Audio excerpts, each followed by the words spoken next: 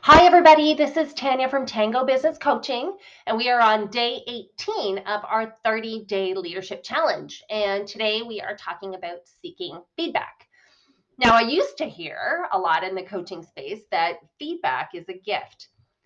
And why is that? Why would feedback be a gift? And really, it's because we need feedback to actually understand our opportunities, to know where we need to grow, to evolve, to know our blind spots, right? Without it, we're left to our own devices to self-assess and try to figure out if we're hitting the mark that we originally set out. And that's partial information at best, right? So we can never really know how we're being perceived by others without insight from them. In an organizational setting, one study cited that 87% of employees want to be developed, but only a third of them actually received the feedback that they needed to grow and engage and improve in their current job. That's not a that's a terrible stat, right? So why would that be? And it's because the traditional form of feedback conversations are awful. They are totally uncomfortable for both parties, right? Both the giver and the receiver. Nobody wants to have these kinds of conversations. And there have been all kinds of different models tried and, sort of invented over the years, but they still don't work in this giver centric, feedback led conversation, right? Everyone is just waiting for for here, I'll call it the compliment sandwich, right? So you can see it a mile away. You open with a compliment, you fill your criticism in the middle, you close it with another compliment. Nobody likes those kinds of conversations, and they don't feel real and they don't feel authentic. And it's not even great for the giver, right? To be delivering those kinds of conversations. And we have actually seen biological research that show during those kinds of feedback conversations, the heart rates of both the giver and the receiver spikes dramatically during those conversations. And what does that lead to? That leads to extra stress, extra anxiety, and hijacking. So, what happens during a hijack, right? So, what happens during a hijack situation is your brain goes into reactivity mode and you're in fight, flight, or freeze scenario. So, if you play that out, the reality in those conversations is usually the feedback being given might be on something that isn't relatable or the participant doesn't really care about. And it's usually critical, something that the person just doesn't want to hear about. So as soon as that happens, they shut down. So there's your hijacking. Your amygdala, your reptilian brain just, flips and you are hijacked. So then you stop listening. That's a freeze. Or you disagree and you defend it. That's the fight. Or some people actually leave. That's the flee. So leave the scenario, leave the meeting, leave the Zoom call, whatever it is. And then what happens later on after reflection, the receiver of the feedback goes into self-preservation mode because they're preserving their ego, right? So while that person didn't actually know, they didn't know what I was doing, they didn't understand my job, they're not in a position to be giving me that kind of feedback. Whatever it is, they're telling themselves all kinds of things to preserve their ego.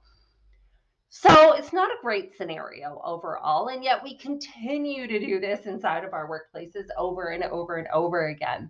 So if it's needed, people want development, how can we do better? So here's where you come in. You, as the leader, need to build a culture of asking for feedback. So in this case, the research has pointed to it becoming a more psychologically safe approach when it is participant led rather than giver led. So in this scenario, the participant is asking for feedback and they're asking for something very specific, right? So in this scenario, the participant is not in a state of threat. Their amygdala doesn't get hijacked. They may not still like what they hear, but they are prepared for what they hear, and it doesn't put them in this state of threat. So the participant in this case has a greater sense of autonomy. They have more certainty because they're actually in the driver's seat of the conversation, and they can sort of steer it in a way that will be most useful for them. It also helps the giver of the feedback as well, because they now have clarity on what is going to be most useful to give the participant in this scenario. What kind of feedback do they want? On what particular topics do they want? It helps focus the giver on giving feedback that's actually going to be utilized, right? It also creates more fairness and equity in the conversation, because usually there's a power imbalance, right? So the giver is usually a manager or a leader, and usually these conversations are tied to some kind of compensation down the road. So the power imbalance is in that scenario. In this scenario, it kind of evens out a bit. So lots of really good reasons why this is a better approach. So the question now for you is, how do you build a culture of asking for feedback? Like everything else we've talked about on these videos, it's about starting small and being consistent. And for you, leading by example. So leaders can actually start modeling this behavior of how to ask for feedback. So it could be something small, like start with asking your team about, I don't know, like the temperature in the office. You might get all kinds of responses to that, but it's generally speaking kind of a low stakes, low risk sort of scenario. The point is to get them used to being asked for feedback and then offering some kind of answer once you hear feedback. So in this case, let's say, you ask them about temperature, you've got 10 different responses. You then get to make a decision about what makes the most sense and maybe offer alternate solutions to, say people are still cold no matter what.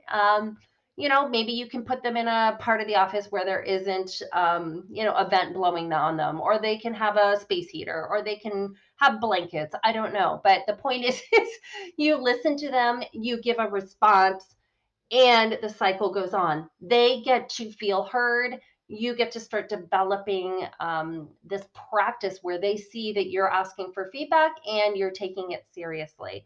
And you can sort of see how over time, if you continue to do this, it will lead to more comfort with providing, asking and for providing with their opinions. So that is the point of all of this, right? So there are 3 rules to consider when implementing a feedback first culture. One is ask broadly. So across your team, across, the organization, if that's appropriate, you want to make sure you're being inclusive and you're not excluding anybody from whatever the questions are that you want to know about. The second piece is to ask explicitly. So you really need to be specific about what you want to know. If you're vague, you're going to get answers that are going to be all over the place, and then you won't be able to respond in a really great way. So be specific, and ask often. So here we are with the consistency piece again. So, it could start out with once a week, you're asking some kind of question and you're raising the stakes and the risk just a little bit more, just a little bit more. Where it can get to with you as the leader is actually asking about specific behaviors for yourself. That would be amazing. That is the ultimate goal here for you, is to get great feedback about what kind of leader you are, and are you doing the things that you want to be doing as a leader. That's the ultimate stretch. So today's challenge is, start today. Ask for feedback on something. Ask your entire team.